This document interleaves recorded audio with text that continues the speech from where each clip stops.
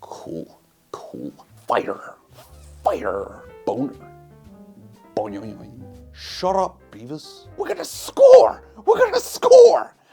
I'm finally gonna score! They totally nailed teenagers though, like the way they see sex as a teenager. I mean, for some men, they don't grow out of it. So Beavis and Butthead Do the Universe, the long-awaited sequel to a movie that I don't remember anyone asking for.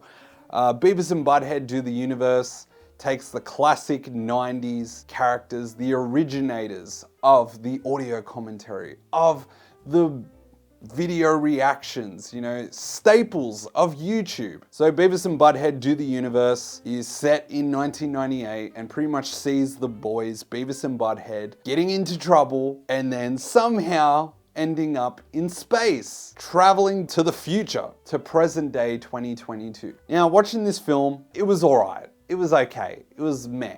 You know, I saw on Rotten Tomatoes, this film is getting heaps of positive reviews and I just don't really understand why. It's just Beavis and Butthead. And if you take those two characters to 2022 and watch them try to adapt to all the crap that we take for granted, it's fun. I want to see that. I want to see how they react to the world of celebrities, of apps, of smartphones, of new technologies, of smart home systems, music. That James Hetfield dude looks like the Cowardly Lion. Shut up, buddy. These guys always reacted to music videos. This film doesn't do anything with this premise. Like, I was hooked. I was so intrigued by this premise, and I just feel so let down by it. Nowadays, with shows like Rick and Morty, traveling through time and to alternate universes is nothing new. Doctor Strange and Everything Everywhere All at Once do so much more creative shit with these ideas. And Beavis and Butthead doesn't do any of that. Its enjoyment depends on how much you can take of two horny teenagers that are totally obsessed with sex and nothing but sexual innuendos and puns and misinterpretations and misunderstandings, all that jazz. If you can handle jokes about those things for an hour and a half, then yeah, then it's all good. Maybe I'm just conditioned to expect movies and shows to always have more of a point. And in some ways, this film is really good in that it's refreshing, ironically, in that it doesn't have anything to say and that it doesn't have a political message and that it doesn't try to be more than what it is. Its simplicity is, I guess, oddly refreshing. Nowadays, everything that comes back that's rebooted is always terrible or sanitized or censored or just not true to the source material. Top Gun Maverick was the one exception. Actually, Top Gun Maverick and Beavis and Butthead Do the Universe. I can't believe I'm comparing the two, but both sequels nail one thing. They're both true to the original source material. They're both true to the characters that have been set up. No one is going to go into Beavis and Butthead Do the Universe and be disappointed with the characters or feel that they've been altered and changed in any way. This film is unapologetically Beavis and Butthead. My only problem is it's not as memorable or as interesting as Beavis and Butthead Do America from 1996. That film has way more memorable moments, way more fun, way more just interesting premises. With the time travel and everything, you would think a lot is going on, but really it's not. And I guess it makes sense because this film's sole purpose is really just to launch a new season of Beavis and Butthead. So it makes sense why this film has this feeling that it's just holding back a bit and not really giving you fully or delivering fully on this premise, because this new season is probably going to do more of that. And they probably don't want to blow their load on this idea with the film. They want to stretch it out to a whole season. I mean, it's smart, but I'm not going to watch it. Beavis and Butthead Do America was it for me with those two characters. Like, that was the peak of the show for me. I never actually was that big on the show. but for some reason, I loved the movie. I mean, Beavis and Butthead Do America is essentially Dumb and Dumber, like an animated Dumb and Dumber. The same ideas of people misinterpreting them as a threat to society, as a threat, as a global threat.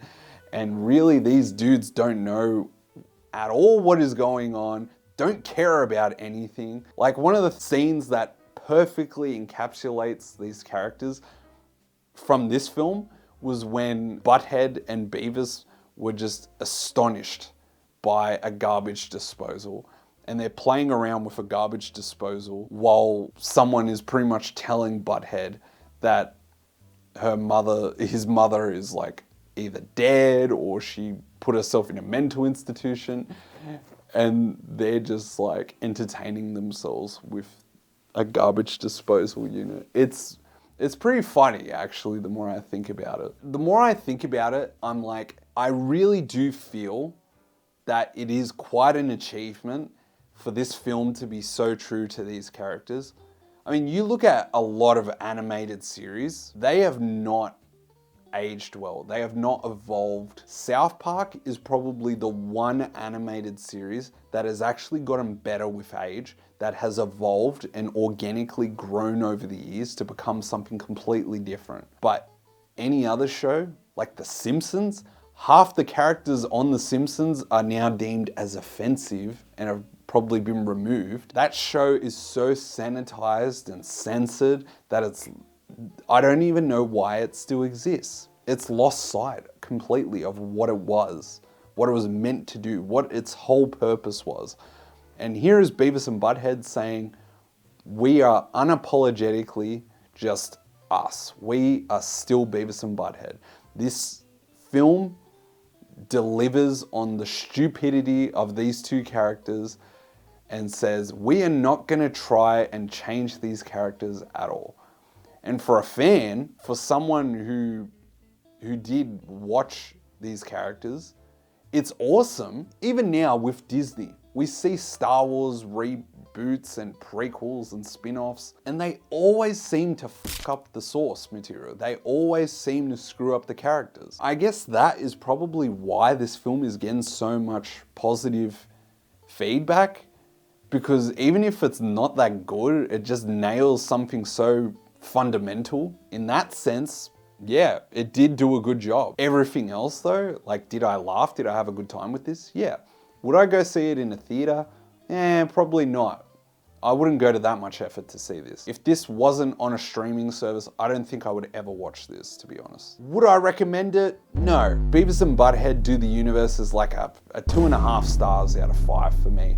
It's a film that delivers on its characters alone, but with its creative premise, feels a bit lackluster and safe. The only way this will work out is if the new season of Beavis and Butthead goes further into these themes and topics. That would be great. But as far as it stands, Beavis and Butthead Do the Universe is a good film to watch when you want to shut your brain off and just admit that maybe you just want to see just a bunch of sexual innuendos and bad word puns and just revisit the 90s. That's what this film is like, revisiting the 90s. It's on Paramount Plus. I mean, in the grand scheme of things, out of all the new intellectual properties that are being resurrected when maybe they should have just kept them dead. I mean, we got a Buzz Lightyear spin-off that is bombing at the box office, and then Top Gun Maverick, which actually did do really well and was like,